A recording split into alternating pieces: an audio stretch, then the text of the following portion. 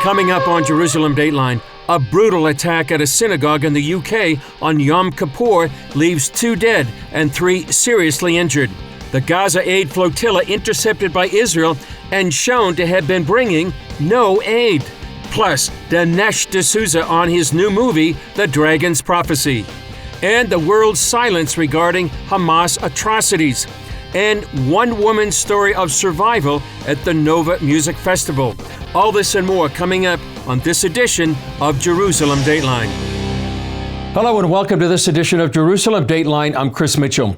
Israeli leaders reacted strongly to the terror attack at a British synagogue on the holiest day of the Jewish calendar, Yom Kippur. Also on Yom Kippur, the Israeli Navy stopped the pro-Hamas flotilla headed for Gaza. And regarding President Trump's peace plan, Hamas appears to be backing away from accepting it.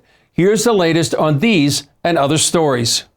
As Jewish people prayed in synagogues around the world on Yom Kippur, the terrorist attack outside a synagogue in Manchester, UK, left 2 dead and 4 others seriously wounded.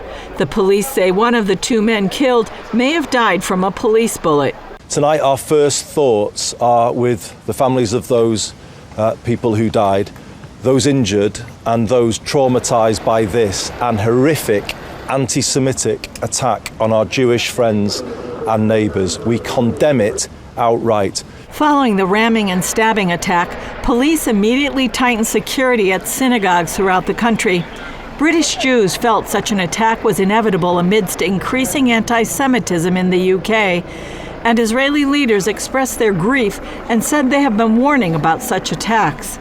Israeli Prime Minister Benjamin Netanyahu said in a statement, Israel grieves with the Jewish community in the UK after the barbaric terror attack in Manchester.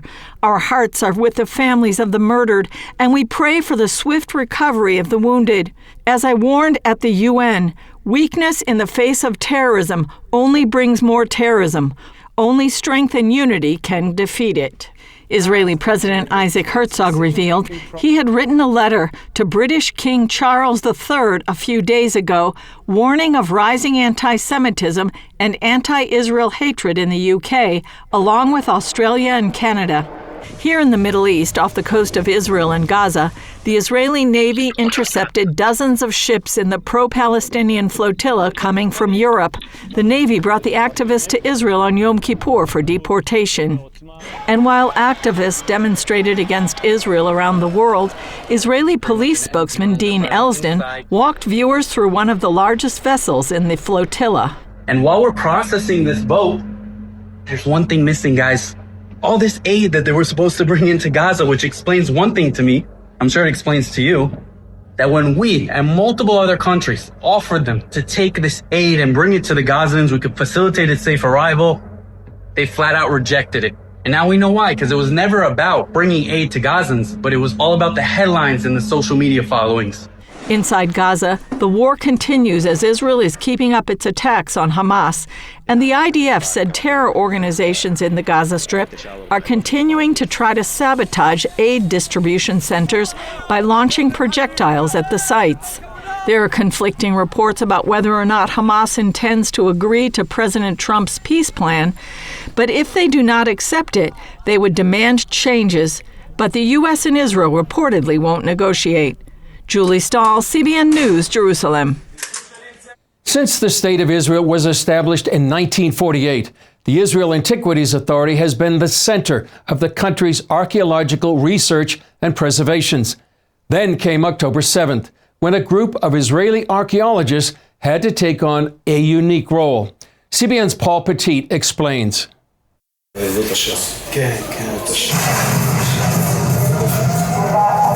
Rising from the ashes. This new exhibit in Jerusalem serves as an immersive experience into the October 7th terrorist attack. This is not an exhibition about the war, but it's giving a certain perspective of how the Israel Antiquities Authority found itself involved in something that's taking their expertise of archaeological work into modern life, modern war. That included using advanced methods to document devastation, locate victims, and create exact modeling of Israel's bloodiest day. So there are three main themes that the exhibition deals with. The first takes us into a hall that discusses the locating of missing people. We follow the story of two families, and we follow several archaeologists. Up until October 7th, Israeli archaeologists dedicated to preserving ancient heritage had never been used as modern-day crime scene investigators. I was a little bit hesitant at first because I wanted to make sure that I'll be able to handle what I'm about to see, what I'm about to do there. Another part of the exhibit features an interactive display of the scenes experienced by Asaf and his colleagues. The smells, the smell of fire and smoke, the smell of death, rotten flesh, the devastation is amazing. You feel like someone punched you, and you need to make a switch, and you need to start doing your job. This job also meant working directly with family members like Michal Gabe, mother of Shani Gabe, a security worker who became a casualty when Hamas attacked the Nova Music Festival. With her on the phone, I heard the booming, I heard the screaming, I heard everything. I was with her on the phone when they shot her. Michal says she didn't know if her daughter was alive, dead, or taken captive. After excavating and examining the scene, Israeli archaeologists delivered the devastating news and this keepsake. They found the necklace, her necklace, in the area of the ambulance, where the ambulance was bombed from RPG. And on the necklace was DNA of Shani. How does one deal with such tragedy? This is where Rising from the Ashes gets its name, a section dedicated to education and community resilience. It's part of our history, and unfortunately this has become a very painful link to this country, in the link of the Jewish people to this country, and in the link of the history of thousands of years of continuity in the land of Israel. And by doing so, we can show the world what happened, and we can hopefully prevent this from ever happening again. The Israel Antiquities Authority hopes this exhibit does more than bring the horrors of what happened on October 7th to life.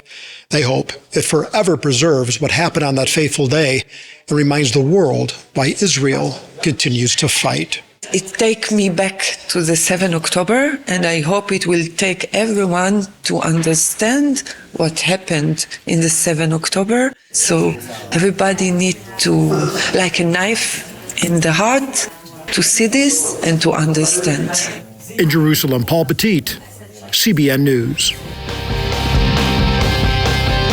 Coming up next, Dinesh D'Souza on his new film and the Hamas October 7th footage that went largely ignored.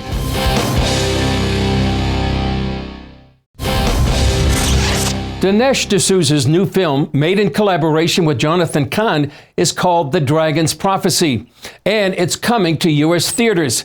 It examines the events of October 7th and how the world look away from the video evidence Hamas produced about their own atrocities. Dinesh explained more about that and the context for the attack in a recent conversation. Dinesh D'Souza, thanks for joining us. You have a film coming out in just a couple of weeks. Tell us about it. It's called The Dragon's Prophecy. It comes out right around October 7th. It'll be in theaters for a couple of days and then available in streaming and DVD. And the film is about October 7th. It's about Israel, radical Islam, Hamas, biblical archaeology, and a hint of biblical prophecy. So it's an attempt to give a kind of new light on what's going on in the world, but do it through the lens of the Bible. It's based on Jonathan Cahn's best-selling book of that name, The Dragon's Prophecy.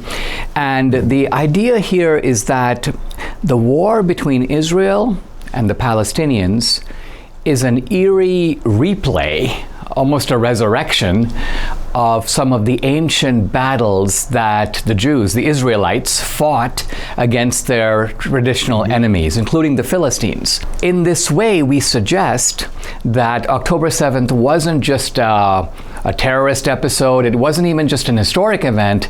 It was a biblical event. Talk about how you get people to realize exactly what happened on October 7th. October 7th, what is to me shocking is that most people have not seen the footage of October 7th. And this is not because it doesn't exist. In fact, most of that footage was taken by Hamas. And some of it was broadcast on Hamas channels or through WhatsApp and online, live streamed, some of it live streamed. So we collected all this footage. Now, the government of Israel never released it. The government of Israel thought, let's bring in some journalists from the BBC and Sky News. I was one of those. Yeah, oh, okay. Yeah. And I think that they were hoping that the journalists would then put the message out. But in many cases, as you know, the journalists are aggressively hostile to Israel. So I don't think that strategy worked. So what we decided was, look, we have this footage. Let us put it into a very riveting opening 10 minutes. Part of the strength of my films, my earlier film, 2,000 Mules, I try to put you right there in the voting booth or at the mail-in drop boxes in the 2020 election. Similarly here, I want you to be there on October 7th, so you can almost see these guys coming across the fences, you can see the guns, you can see what it looks like and what it feels like. And so it's a little raw, and we have a kind of a graphic warning on the film, but I think it's very important for people to sort of see and experience in a way that only a movie can show you the actual truth of October 7th. Yeah. How do you attack this idea that Palestine should be free from the river to the sea? Well, first of all, the phrase "from the river to the sea" is a biblical phrase. It is an echo of God's promise to Abraham to have land from the river to the sea. Now, the river in the Bible is the Euphrates River, but to the sea is the Mediterranean Sea. So what you have here in this slogan, this political slogan of today, "from the river to the sea," is a kind of perverse twist or inversion of this biblical promise. In a way, it calls for the elimination of the state of Israel. Now, when I think about it, I say to myself, how do people get the title deeds to a country, any land? I'm from India originally. How do you know India belongs to the Indians? Well, there are three ways you get a country. The first is you've been there from the beginning. The second way is you get it through negotiation. The third way is you get it through conquest. Now, in some countries, the argument can go either way. So the Native Americans were there first in the United States. They have the claim of being the original inhabitants, but you could say that they had wars with each other, taking the land. The white man took it from them. So the Native Americans have it from ancient occupation, and the white man has it from conquest. But now apply this to Israel. The Jews were here first. This is their native land. They got it by negotiation from the UN right after World War II. And they have won every war, 1948, 1967, 1973. So my point is, in the case of Israel, Israel checks all the three boxes. There's no doubt that this land belongs to the Jews. And how can people find out about the film? So the film is The Dragon's Prophecy. By the way, the title refers to a passage in the book of Revelation where the dragon, the devil, attacks a woman. The woman represents Israel. And so this prophecy is unfurled in a beautiful way. Thanks for joining us, Dinesh, and I look forward to seeing the movie. My pleasure. Still ahead, caught in the crosshairs, a Nova Music Festival survivor shares her story.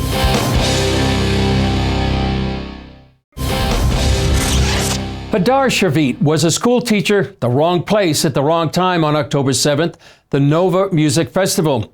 But she was one of the survivors, living through the massacre happening all around her. By the end of the day, Hamas had killed 378 people and kidnapped another 44. She told us her story of being on the run with her friends as shots were flying and concertgoers were falling on all sides. They took several cars, and Hadar rode with her friend Shalev. He's really important in my story because we survived everything from the beginning till the end, like hand to hand. Early that morning, rockets started flying, and organizers told them to leave. Immediately I started to talk with my father. So he told me that the terrorists just broke the border and they came in to my area. And I was like, no, they're far away. Like, I never thought that I will meet them.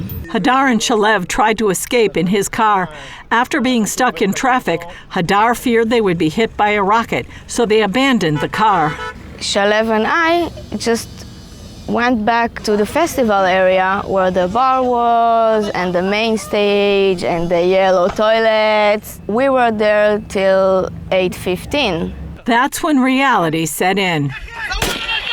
I just heard gunshots and a lot of people just running through my direction, and Shalev holding my hand and was looking at me and just telling me, run as fast as you can.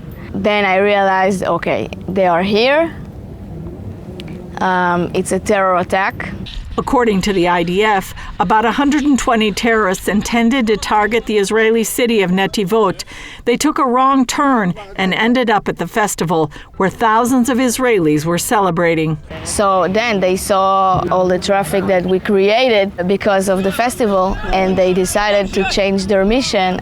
We were the new mission of the terrorists. As Hadar and Shalev tried to escape, they hid under one bush after another.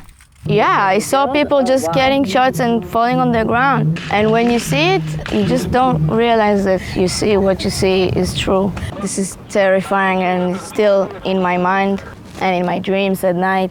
Then they had to flee again. Hadar took us to the open field where they ran, dodging terrorists and bullets. I'm in the phone with my dad. And I was like, Dad, I cannot run anymore. I can't run anymore. I can't. And he was like, run. Don't worry, run.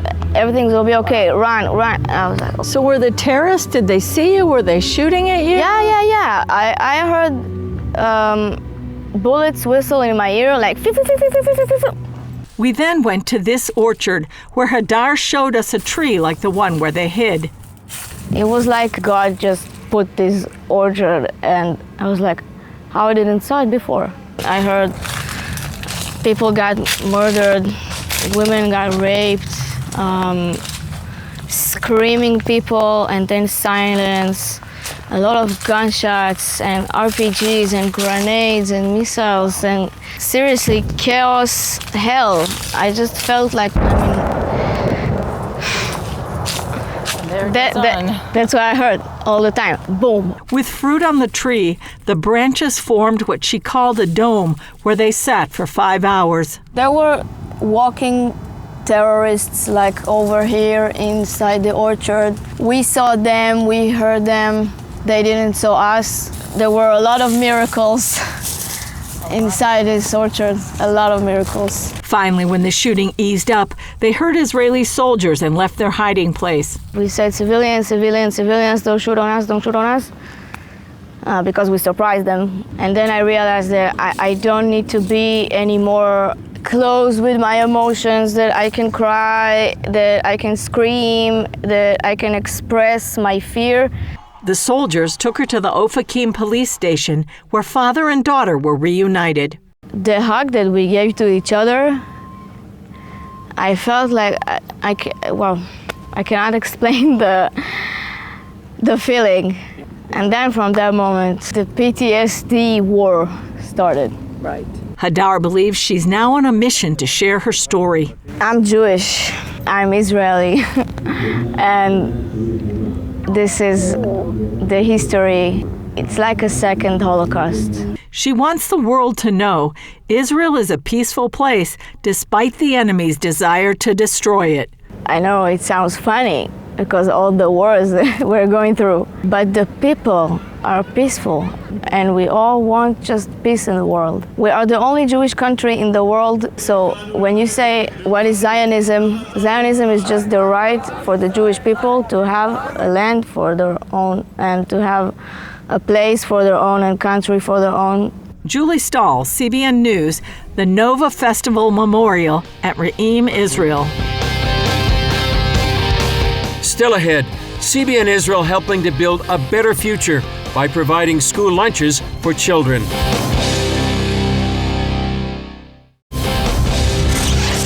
Two years of war have had a devastating psychological and financial impact on many Israeli families. To ease that burden, CBN Israel is partnering with an organization to provide daily school meals for children who might be going hungry. Take a look. Today, CBN Israel prepared nutritious sandwiches for hundreds of Israeli school children suffering from hunger. The staff worked together to make the sandwiches, which would help the children get through the school day while relieving the financial burden on their families. This project is part of an ongoing partnership with an organization that runs this program daily. We provide breakfast for unprivileged children all around Israel, children who have food insecurity. So we give breakfast for them in school. 17,000 kids receive full breakfast every day from Nevet. And what we're meaning is to give them the opportunity to learn and to focus on studying and not to care about the food and the other aspects. So CBN, the donation, gives us the opportunity to subsidize those breakfasts to the schools. And also they help us to make sandwiches, which is great and helps the school a lot. So first of all, thank you for your donation and your help. It helps us a lot to create this program and to increase our activity all around Israel. It's just their meaning and they're willing to help. It's very, very grateful, and we are so thankful for that. To just help a child in the end to study and to change his future. I mean, this is how people and kids can create better future for them. So when they eat healthy food and they can concentrate on school, this is the way to shape your future and build a better future for yourself. And you can do that with thousands of kids every day, so it's amazing impact. Next week, Jewish people around the world will follow the biblical command they've kept for thousands of years to live in temporary dwellings during the Feast of Tabernacles, or Sukkot. Here's a look at what this holiday is all about.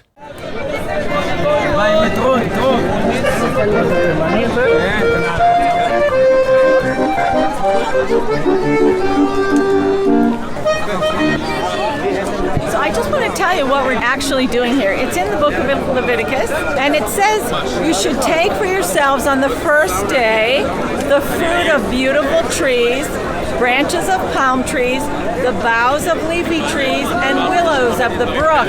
These funny-looking lemons are called etrogs or citrons. They're citron fruits, and they are edible, but we don't buy them to eat at this time of the year. You want to make sure you get one that doesn't have a blemish in it, because it's a special fruit that it speaks about in the book of Leviticus for this holiday.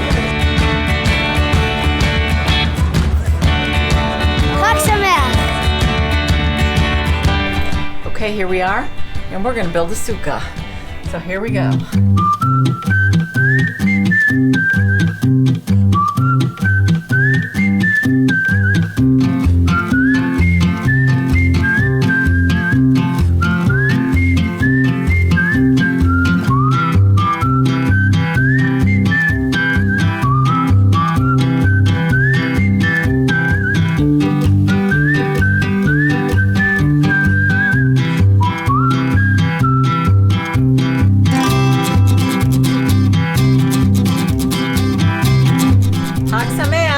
Happy holiday!